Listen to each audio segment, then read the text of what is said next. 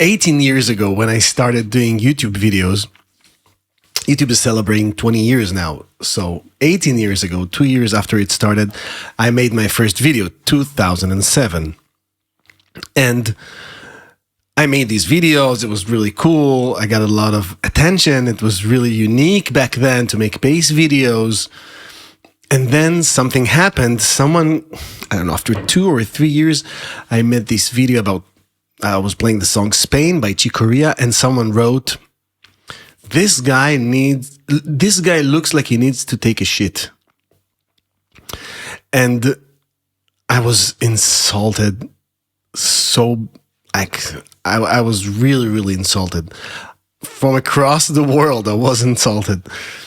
That was really, really hurtful, and I took it really, really bad, and I stopped making videos, or at least did them much less.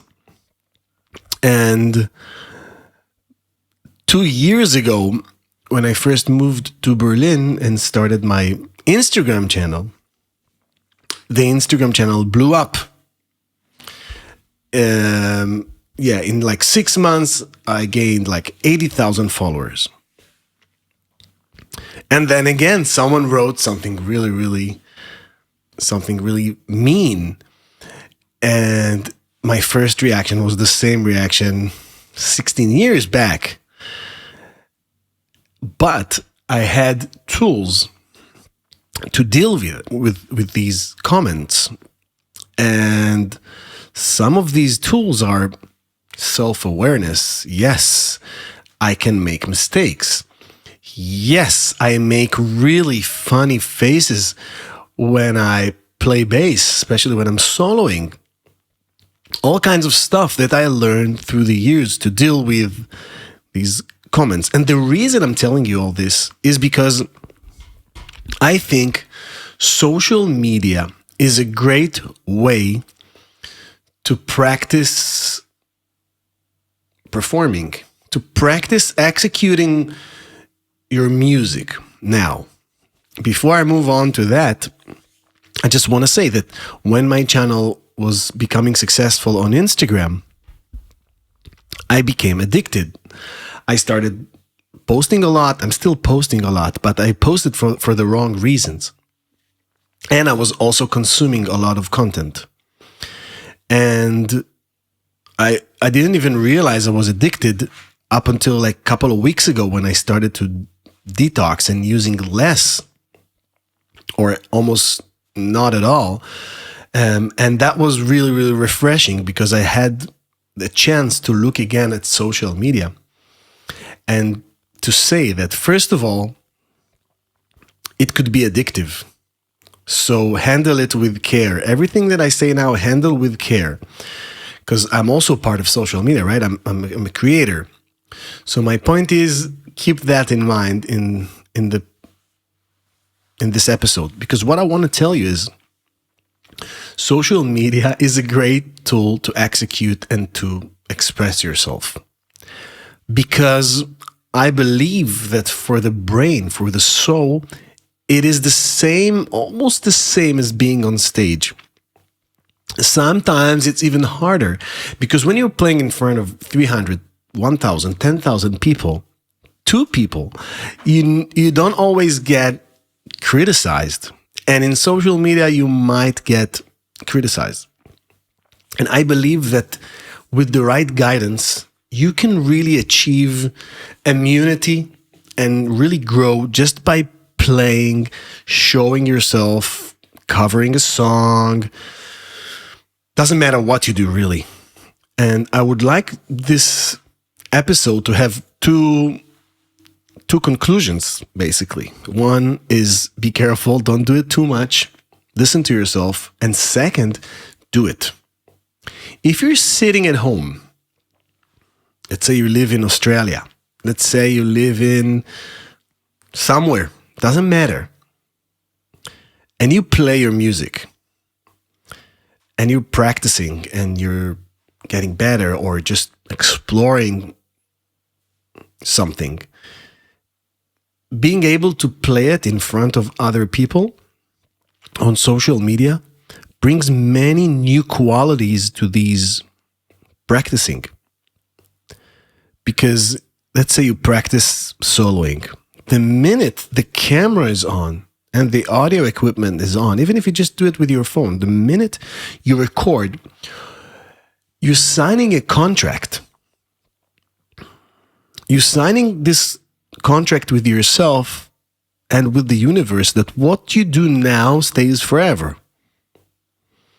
What you do now is being documented. And that's a really difficult situation, because what you need to do in this moment is the opposite of signing a contract. You want to let go.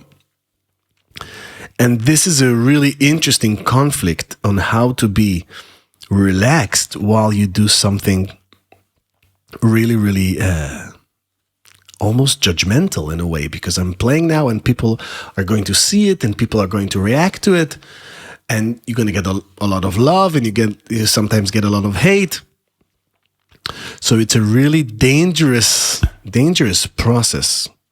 But with time and with the right guidance, this could be life-changing, especially for your technical and performing part of your music. So think about it. I want you to consider uploading something. Okay? And I want to offer you a shield. I want to offer you some kind of protection. I want to send you to this battle with some protection. And here's my suggestion. When you're out there and you just released something, okay, you did it. Remember that, first of all, the only thing you can offer is yourself. You're different than any other of the, I don't know how many people are there in the universe, 10 billion, 9 billion, whatever. You are still unique. So you're offering something unique no matter what you do. That's already guaranteed. That's the first layer of protection. Second layer of protection is you are not perfect. And what you want to offer, or what you have to offer, is not perfect. And it will never be, because there is no such thing as perfect. Well, maybe there is, and that's just being yourself, right? That's perfect. But there will always be someone that might say something negative. And that's okay. Because when you have this acknowledgement of, I'm perfect the way I am, and I'm not pleasing anyone, I'm just I'm just expressing myself. That's a really powerful position to come from. Because when you love yourself, when you give yourself room, when you acknowledge things you need to get better at, when you acknowledge that expressing yourself is part of being human, when you acknowledge that there is always someone who won't like it, when you acknowledge that you're not here to satisfy other people, you're here to express yourself, you're here to create here in this world, universe, then that's really, really powerful. That's a really powerful, stand-off point. I heard there is this guy called Hormozy. It's actually a couple they're a couple, but I don't know what's his first name, Hormozy. Check him out on Instagram. He's this entrepreneur and like motivational speaker, but he's different than everybody else. His honesty is really something. But he's on Instagram, so you have to take it into consideration, because he's out there.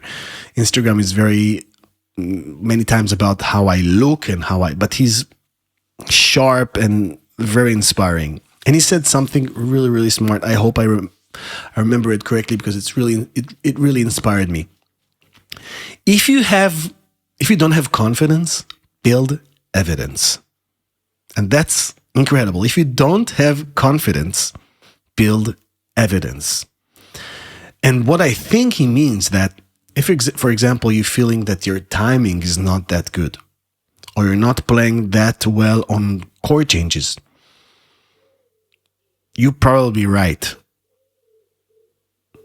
Okay, you're probably right. You probably have something you need to work on. Then work on it. Record it. Put it on social media. Build evidence for yourself. And that will help you. That would help you feel more secure. Can you say that? But that will build your confidence. But you must remember what I told you before, because there are going to be all kinds of comments, and sometimes no comments, no views. That's not what it's about. Social media is about, for me, expressing yourself. And when you come from that standpoint, when you come from that side, it's strong, because you're not here to be loved, which is, by the way, great. If that's a byproduct, that's great, but you're here to express yourself. And maybe that's the idea I was trying to bring. And if you have insecurity about something, build evidence. Social media is here to express yourself. And be careful, don't do it for the likes, which are great and beautiful, but don't do it to get attention. Do it for expressing yourself. Now, when you get all kinds of good comments, it's really easy to build your ego. But criticism will bring it down much faster. It's easier. It's like in the universe. It's much easier to destroy something than to build something. Right? Someone is in the beach and he's building a sand castle and he's working on it for hours. All it takes is wind, water, or someone to kick it, right? To destroy it. So don't build evidence upon likes, comments, or any form of love. Build evidence with real goal achieved, playing in time, nailing chords. That's real evidence. That's real confidence. That's real confidence. I hope that resonated with you. I'm still figuring out the video part of these podcasts, but I really love making them because I feel it's an opportunity to say something honest and not that polished. I think it's really important. I also like making mistakes on my bass videos because, honesty is great. Just being there raw, not too polished, not too professional in the the way things look. Bye guys. Thanks for listening.